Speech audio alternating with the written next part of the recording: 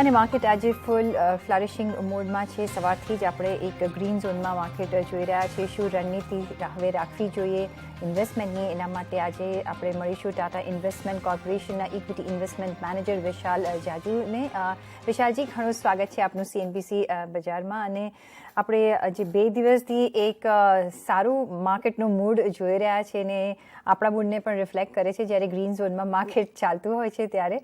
અને સાથે આજે આપણે LICનો IPOનું પણ આજે લિસ્ટિંગ થતાં જોયું, નબળું લિસ્ટિંગ થતાં ઓફકોર્સ જોયું છે, પણ વોલ્યુમ એક રેકોર્ડ બ્રેક વોલ્યુમ્સ પણ આપણે જોયા. કઈ રીતે તમે માર્કેટને રીડ કરી રહ્યા છો હવે આગળ જતાં, અને પ્લસ LICના IPO વિશે તમારું શું માનવું છે, LIC જે આજે લિસ્ટ થઈ ગયો છે? Good afternoon. એકચ્યુઅલી જે હિસાબે આપણે જોયું કે કન્ટિન્યુઅસ 18,000ના ઉપરના લેવલથી જે નિફ્ટીમાં કરેક્શન આવેલું અને પછી આ 16,000ની નીચે આવી ગયેલું. સો ઇન અ વે આટલો ફોલ આપણે નિફ્ટીના ત્યારે જોયેલું કે જ્યારે યુક્રેન ઉપર જે રશિયા અટેક કરેલું, તો તે લેવલ માર્કેટે સસ્ટેન કર્યું. માર્કેટ એક્સ્ટ્રીમલી ઓવરસોલ્ડ ઝોનમાં હતો અને તેથી આપણે જોઈએ તો 2 દિવસની આ એક રિલીફ રેલી છે. પ્રશ્ન પણ સૌથી મોટો એક જ છે કે આ રિલીફ રેલી કેટલા સમય સુધી ટકશે. સેકન્ડ પોઈન્ટ, ગ્લોબલ ક્યુઝ કેવા આવશે. અને ત્રીજી વસ્તુ જે એક જ પ્રશ્ન આજની તારીખમાં બધા ઇન્વેસ્ટર્સને સતાવી રહ્યો છે તે છે કે આ FIIs જે છે એમનું સેલિંગ રિલેટિવલી ઓછું થાય કે ન્યુટ્રલ થાય તો રિલેટિવલી માર્કેટ ઉપર જે કન્ટિન્યુઅસ પ્રેશર છેલ્લા 6-7 મહિનાથી એમના સેલિંગનું બની રહ્યું છે, પણ એમનું મેઇન ઇમ્પેક્ટ અત્યારે દેખાઈ રહ્યો છે. એ સેલિંગ પ્રેશર જો રિડ્યુસ થાય તો એના લીધે કદાચ એક બજારમાં એક સારી એવી ફરી બાઉન્સ બેક જોઈ શકશે.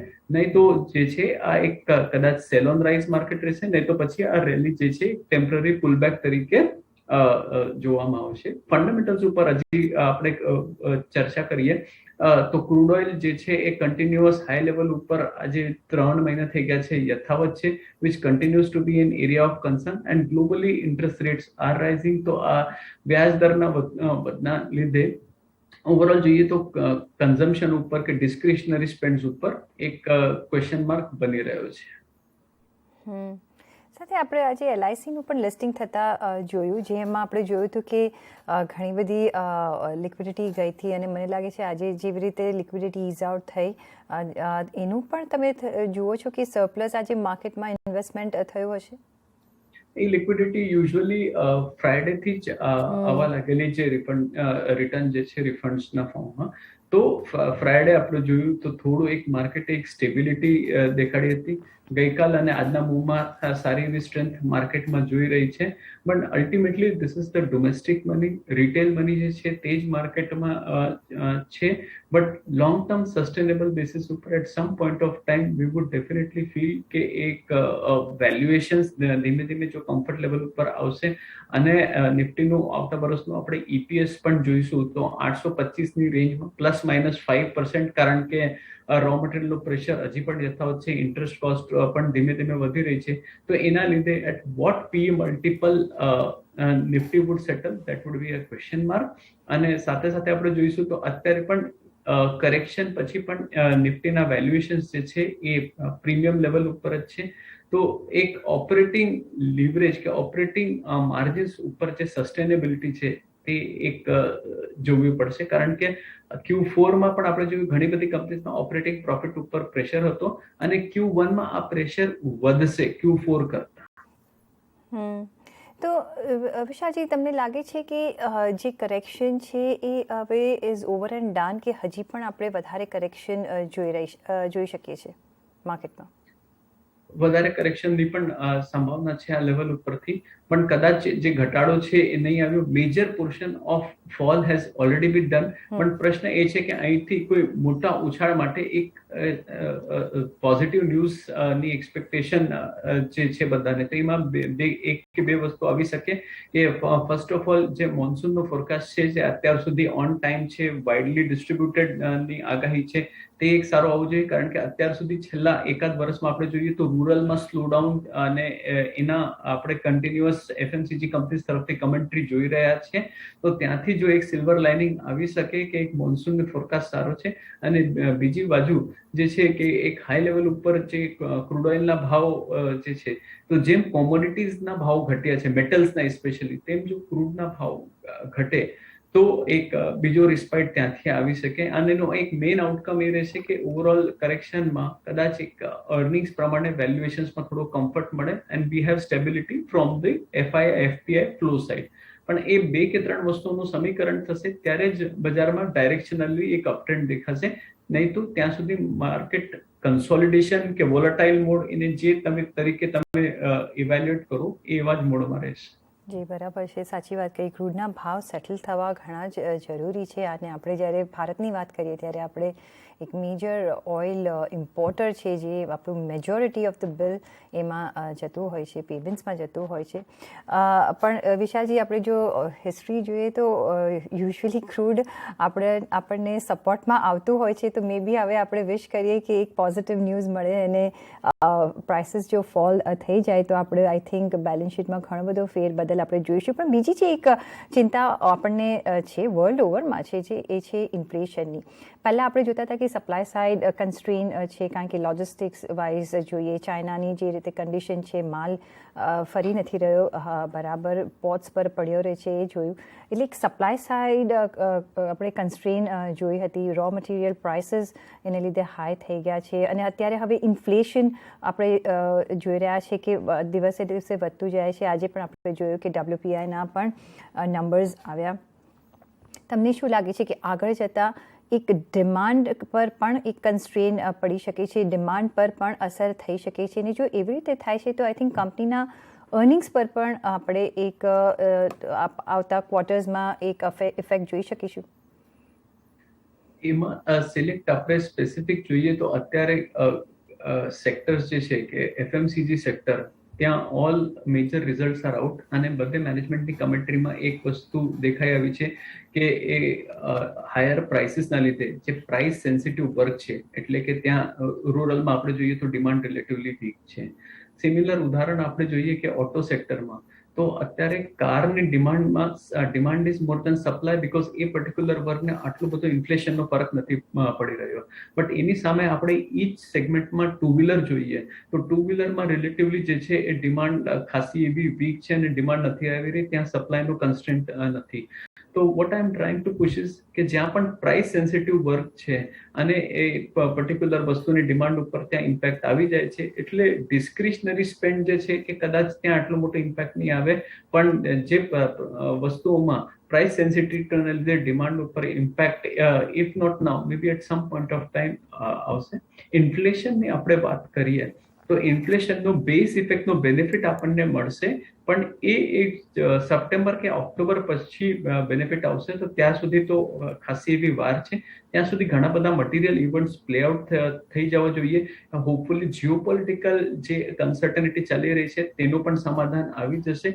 બીજી વસ્તુ જે છે કે એક ગ્લોબલી બોલો કે ઇન્ડિયા બોલો, એક ઇન્ટરેસ્ટ રેટ જે રીતે વધવાના છે તેનો એક ગાઈડેડ પાથ સેન્ટ્રલ બેંક્સે સ્પેસિફાય કર્યો છે કે શું હિસાબે ઇન્ટરેસ્ટ રેટ વધશે.